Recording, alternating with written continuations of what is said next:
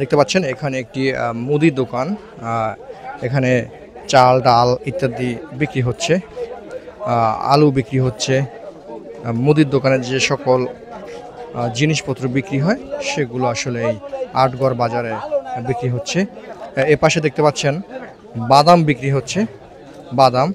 কাকা একটু কথা বলি, বাদাম কত কেজি? কিনবেন না শুনবেন? শুনবো। ওটা আমার সাক্ষাতে দিয়ে টস্ক লাগবে না বাজান, আর বলবো না, অফ গেলাম। কেন?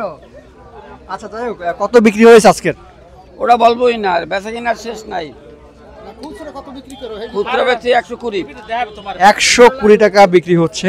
কাকা আসলে বলতে চাচ্ছে না, যদি আমি কিনতাম হয়তো বা সে হয়তো বলতো, কেনা হবে না, ফলশ্রুতিতে সে বললো না আর কি।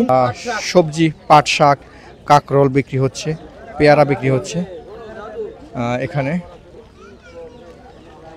এই যে আটগড় বাজার, পুরাতন একটি বাজার।